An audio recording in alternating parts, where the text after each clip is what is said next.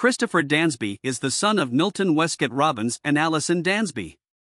In the 1980s, Allison, her mother Elizabeth Manley, her siblings, and her cousins all lived in the same apartment building in the Martin Luther King Jr. Towers complex in central Harlem, Manhattan, New York. She says, "It takes a village to raise a family, and that's what it was." Reporter Mary Murphy says the 1980s were considered a bad time for New York City, with robberies, assaults, etc. There were a lot of junkies and drug addicts in the streets. When Police Inspector Ken Lindahl arrived in the area in 1989, Harlem was one of the tough areas. He says it was a very violent place. However, there were also a lot of working people there that were just trying to survive. He says there were a lot of decent folks there. Valdry Manley, a Harlem resident and relative of Christopher's, says there were a lot of children and families there. There were people trying to go to work, come home, and make a living for their families. They were striving to do the best they could for their families. Valdry remembers that the community was close-knit. In 1989, Allison was 26 and had two sons, 3-year-old Levon and 2-year-old Christopher. Levon's nickname was Pancho and Christopher's was Choo Choo. Their aunt, and Allison's sister, Carolyn Manley, says she still calls them by their nicknames. She says Christopher was very attached to her as well as Allison. He and Allison were very close. Carolyn says he would not just go with anybody. When Allison would walk into a room, he would just light up. She says he liked to cuddle. By the age of 2, he was already talking. He would say words like mama and Levon. Christopher always wanted to be outside. Allison says that was one of the things they did. They would go outside, sit on the bench, and walk over to the park. The park was actually part of the complex. It was located at 113th Street and Lenox Avenue. On Thursday, May 18, 1989, at around 6:30 p.m., Allison, Christopher, and Levon walked to the park. They went down the slide a couple of times. She says Christopher had a blast that day. He was not able to go down the big slide by himself, so she slid down with him. She says he really liked the slides. Elizabeth, Carolyn, and some other relatives also came to the park that day. Carolyn says Christopher was always happy to be outside. She remembers it was hot that day, so everybody was in the park. It was very crowded. Carolyn says she can never forget that day. It is something that has lived with her ever since. Allison says after she and Christopher walked around the park, she decided to go to the store to buy crabs for dinner. Carolyn says that was a normal thing they did. They would go to the park, then go to the store and get the kids something. Since Allison did not have Christopher's stroller, she left him and Levon with Elizabeth. Several other adults were with them. Before leaving the park, Allison hugged and kissed Christopher goodbye. She told him she would be right back.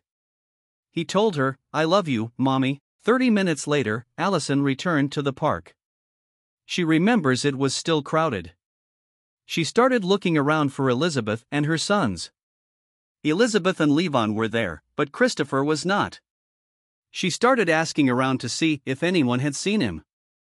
The people at the park started looking, too, saying, "Oh, he's here." Allison kept looking around, but she did not see him. She walked around the park, but she still did not see him. Allison asked Carolyn where Christopher was. Carolyn says she had him 1 minute, but someone else had him the next. She says there were about 5 of them in the park watching the kids. One of them remembers seeing him playing with a red ball, however, he had not brought one to the park that day. Elizabeth says she saw him playing with his young cousin. She looked away for a few minutes to talk to a friend. When she looked back, Christopher was gone. The cousin says he and Christopher went their separate ways while playing. He did not see him after that. The adults split up to search for him. Some people went to the opposite side of the park. Allison went to the 115th Street side. As they continued to search, Allison realized something was wrong. She started getting really anxious and nervous. She did not know what had happened to Christopher. She ran up and down the nearby streets but could not find any trace of him. Carolyn says it was overwhelming, frightening, and shocking. They were all panicked. 1 minute, Christopher was there. The next minute, he was gone. The police were called. Officers rushed to the park. Inspector Lindahl says everyone took the case seriously.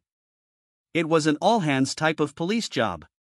He knew the first few minutes and hours of a child's disappearance were the most important. The first step was an initial canvass of the area. Police were on the streets, asking passers-by, in the hopes that someone saw something out of the ordinary. They also did a building-by-building search. They knocked on doors and offered a reward for information. They looked in apartments for anything untoward, such as blood or signs of a struggle or violence. There were 10 towers in the complex. Each one has about 14 floors. Each floor has multiple apartments. It was difficult to search the entire complex for Christopher in a timely fashion. Inspector Lindahl notes there were a lot of people in this relatively small area. He says the magnitude of the search that day and the following days would have been a lot of work. But, when there is a missing child, they have to do what needs to be done. Carolyn remembers there being cops all around the place. Then, there were helicopters circling the area. She says what was happening was unbelievable. The search area for Christopher was 24 blocks. It was fairly close to Harlem Mere, a shallow, man-made pond located at the north end of Central Park. Police feared he may have fallen into it and drowned. Scuba teams searched it, but nothing was found. Carolyn says they were scared and devastated. They could not understand where Christopher could be. They did not think he had walked off by himself. Allison remembers bringing some of his clothes uptown. The police had search dogs. They used the clothes to try and get his scent. The dog picked up his scent and went south on Lenox Avenue from the park to 110th Street.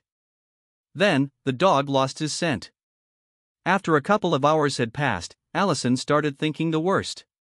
She could not believe it was actually happening. Inspector Lindahl says there is an entrance to the park on Lenox Avenue. There was a hole in the park fence where a lot of the children would come and go. So, there were a lot of entrances and exits to the park. It is located on a very busy street. Inspector Lindahl says someone could have put Christopher in a cab or a car and taken off to parts unknown.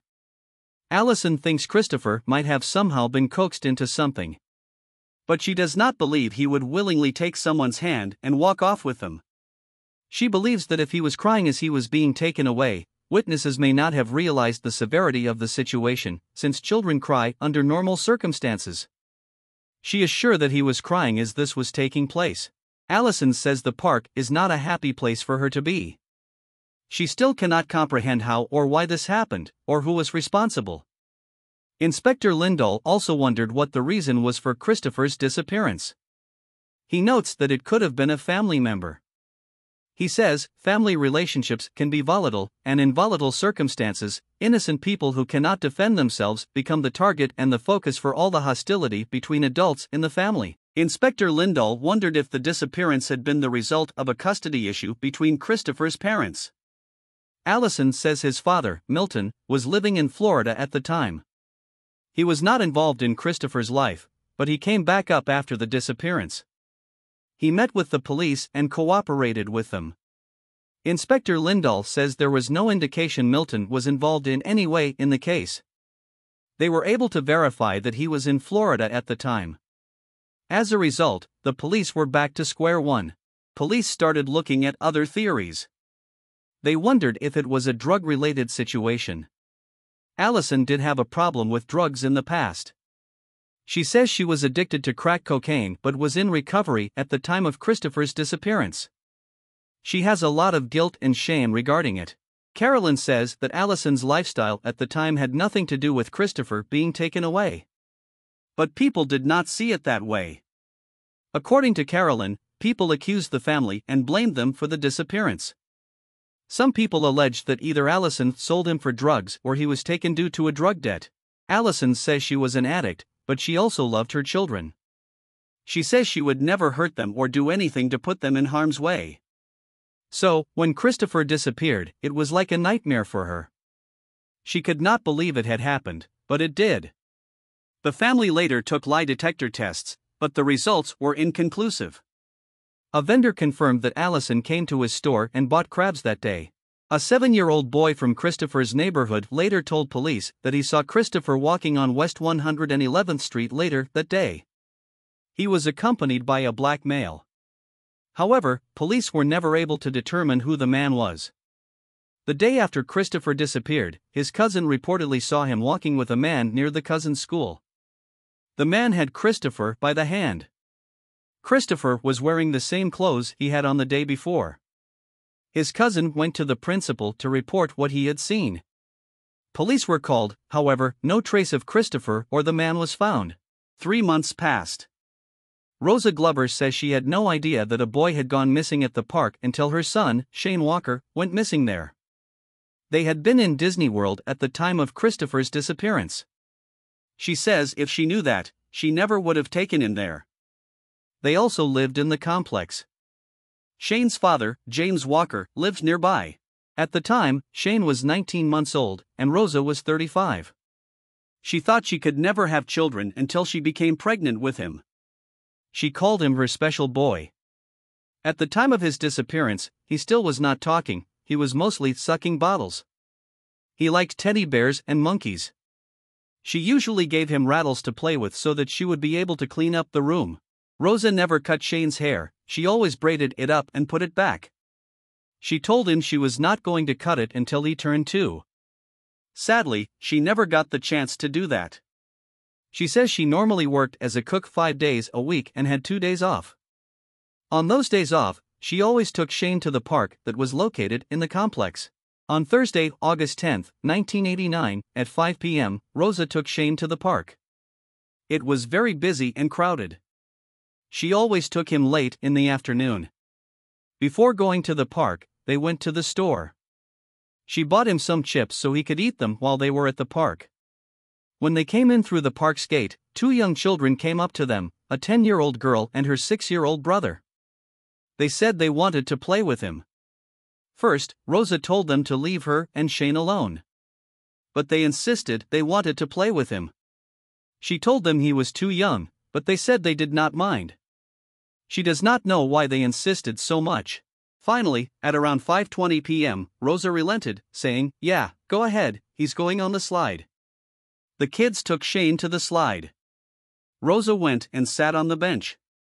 A few moments later, a man came over and sat next to her. He started talking to her about how parents do not pay enough attention to their children. He talked about crime and even mentioned kidnapping, saying things happen to children. He then showed her the scars he said he had gotten in fights. Rosa turned her head briefly to look at the man's scars. When she turned back a few moments later, she realized Shane and the other kids were not there. She got up and started looking around for them. She screamed and hollered for Shane. She looked throughout the park but could not find him. About 3 minutes later, the kids that were with Shane came through a hole in the park's wire fence. He was not with them.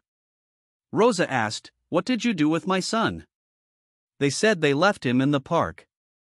She said, "If you left him in the park, he would have been in the park." But they insisted they left him there. Rosa ran around the park and surrounding areas. She continued to yell for him. People at the park helped her look for him. But he was not there. Rosa took the kids to the police station to report Shane missing. Inspector Lindahl says there was considerable concern from headquarters as well as locally. They could not understand what was going on. He notes the times of the day were similar, Shane at 5 p.m. and Christopher at 7 p.m. The day of the week was the same, Thursday. It was a similar time of year, May and August. It was still light out on both days. There were a lot of people in the park both days. Both children were last seen in the same part of the park. They were both black male toddlers, and they lived in the same apartment building at 41 West 112th Street. Police felt there were way too many similarities between the cases. Once again, an immediate search of the area was conducted, this time by nearly 200 uniformed officers. There were massive amounts of interviews. There were canvases of the buildings in the complex. Detectives and uniformed officers looked in dumpsters and garbage chutes. They went through the garbage. But there was no sign of Shane. Police searched every building in the complex from rooftop to basement. They searched every apartment multiple times. They checked elevator shafts and locked rooms. They received a tip that Shane was buried somewhere in the complex. They tore the whole place apart, but nothing was found. They checked nearby sewers and building air shafts. Abandoned buildings were knocked down in the search for him. Again, no trace of him was found. But Inspector Lindahl says that shows the lengths police went to try and solve the cases. Rosa says Shane was normally terrified of strangers and would yell and scream if anyone approached him. That day was the first time she had ever let him play with anybody else. She normally did not let him play with other kids. It was just her and him. She thinks that the two kids that were playing with him took him out of the park. She thinks they took him to someone, and that person covered his mouth and took him away. The kids that were with Shane were interviewed at length by police. Police suspected the kids had acted as decoys and that somebody had stolen Shane. But both kids said they only played with him. They said they turned around and he went off and played in another part of the park. The parents of the kids were also interviewed. Inspector Lindahl says they were checked out and there was no indication that they were involved in any way. The man sitting next to Rosa on the bench was also brought in for questioning. Inspector Lindahl says he was checked out completely. There was no indication that he was involved in any way with Shane's disappearance. Police questioned Rosa, James, and their relatives. They wondered if a family member had taken Shane from the park. James was interviewed for several hours and was given a polygraph test. However, no evidence was found to implicate any family members in the disappearance. Police continued on with their investigation. There was a $30,000 reward requesting information. A task force was started, several people from the specialty units were assigned to it. Sound trucks went through the neighborhoods, asking anyone with information about the cases to call the police hotline. However, many neighborhood residents were reportedly not cooperative. Allison was shocked when she learned that another child had disappeared from the park. She says it was like she was living it all over again.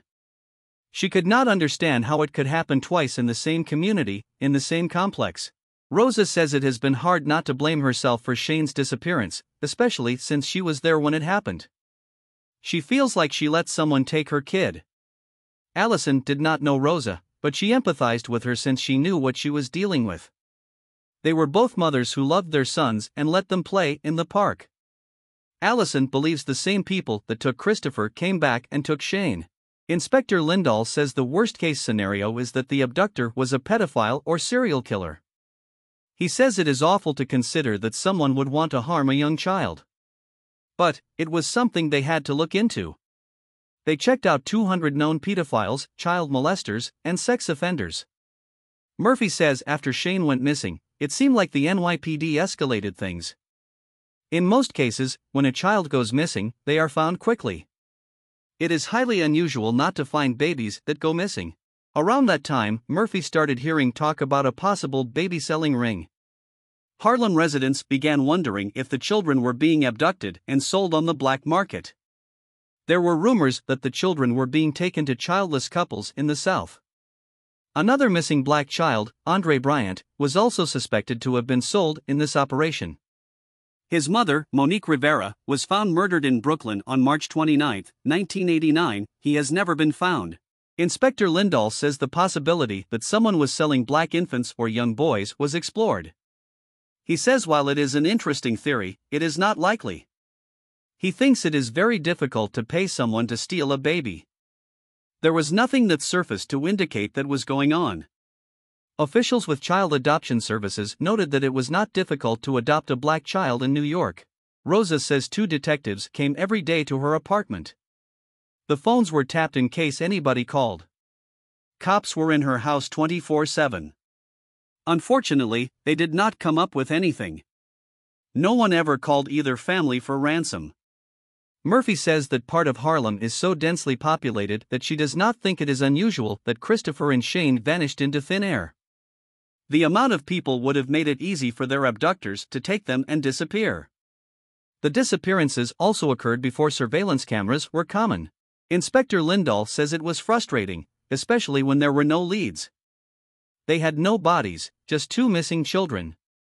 They hoped that the children had survived the abductions. There have been reported sightings of the children throughout the United States and the Caribbean. Murphy thinks it is very possible that the children are still alive. She thinks they were probably taken by people who could not have children, people who were desperate to have a baby. Inspector Lindahl says there are people who cannot have their own children but still want to experience parenthood. And, for whatever reason, they do not have the ability to adopt in a normal sense, instead, they abduct a child to raise as their own. He suspects the children were raised far from New York City. They probably have fraudulent birth certificates. Robert Lowery, vice president of the National Center for Missing Exploited Children, or NCMEC, says after 30 years, the likelihood of finding a child alive and well is remote. However, the center has learned to never give up on these missing children, as they have seen amazing things happen. One example in New York City is Carlina White. On August 4, 1987, when Carlina was just 19 days old, her parents took her to Harlem Hospital. She had a fever of 104 degrees. They met a woman who was dressed as a nurse. She comforted the parents. At some point, while the shifts were changing, the nurse smuggled out Carlina. There was a massive manhunt for them. However, Carlina had vanished. In January 2011, 23 years after Carlina's abduction, she was found alive, living under the name Nedra Nettie Nance. She had long believed the people who raised her were not her real parents. When she got pregnant in 2004, in order to get medical insurance, she needed a valid birth certificate. She gave officials her certificate. They told her it was a forgery. Nettie was then told by her family that her biological mother had abandoned her. Still suspicious, she started researching online and saw a picture of Carlina as an infant. The picture strongly resembled her own child, so she wondered if Carlina was her. As a result, the NYPD arranged for a DNA sample to be taken from Nettie. It confirmed that she was Carlina. Ann Petway, the woman who raised Carlina, was arrested and charged with kidnapping. She had wanted to have children. However, she became distraught after a series of miscarriages. That was reportedly the impetus for her to take Carlina. She later pleaded guilty to kidnapping and was sentenced to 12 years in prison. Allison says it was a blessing to see Carlina's recovery and reunion with her family. It was a good story for her to hear. She hopes that if it can happen for Carlina's family, it can happen for her, too. Lowery says when it comes to infant abduction, they have extremely high hopes that they are going to find the children alive and well. So, Shane and Christopher could very well be alive today, grown and mature. They may have families of their own. Lowery notes it is strange that both of these cases involve young male children. Typically, it is young girls that are abducted. Forensic artist Colin McNally works in the NCMEC's Forensic Imaging Unit. He says that the center's forensic artists have done about 7,000 age progressions since 1989, when the unit was founded. They try to come up with the most accurate version of the children as possible because the goal is to bring them home. Unfortunately, in a lot of ways, the children are growing up on the unit's computer screens. In Christopher's case, age progressions of him have been done in the past. The unit still feels confident in being able to create what he looks like from age 2 to his late 20s and early 30s. The most recent one of him was done at age 30. Allison says he has a birthmark on his right leg. It looks like a figure 8. With Shane's case, McNally had some pretty up-to-date photos of Rosa to work from. Right off the bat, he saw common family characteristics. The process has been done multiple times for Shane over the years. Images were made at age 2, 11, and now 30, about his current age. Rosa says he has a scar below his chin, which was from him falling. He also has a birthmark behind his right shoulder that looks like a liver. Every year, the center has a Christmas tree for missing children. They hang pictures of the children on the tree. When they take it down, they send the pictures to the families. Rosa still has those pictures. She says it is comforting to see him around in the pictures. She has fought and survived breast cancer twice. She hopes to find him before it is too late. Rosa has never given up hope. She feels that Shane is out there somewhere, she just has to find him. She hopes that one day, he will wake up and come and find her. She says she would hug him and kiss him and take him away on a vacation just so they could be together. She wants to make up for all of the missed years. Allison says as a mother of a missing child, some days, she does not want to go on with life. She says it can be really hard. There were many times that she got in a place of heaviness. She says it is not a good feeling. The longing, the wondering, the want to know. She wants answers, something. But she does not have anything. She would not wish it on anyone ever. Allison says she was raised in the complex. Eventually, she got herself together and moved out. She still goes back sometimes to visit Elizabeth. But, for the most part, it is not a happy place like it used to be. She has 3 grandchildren now who have an uncle they do not know. She trusts in God that she will one day be reunited with Christopher. She says it is hard to know that she has a child and that she has not had the opportunity to see him grow up. She has missed 30 years of his life. She says it is devastating. Allison says to Christopher, "We never stopped looking for you. We never stopped. We never stopped loving you. And we're just hoping and praying that you're okay, wherever you're at." Inspector Lindahl thinks there is hope that Shane and Christopher are alive. He says there have been many cases, like Carlina's, where kids question where they came from and find out who they really are. He hopes that Shane and/or Christopher will do a DNA search and match with their relatives.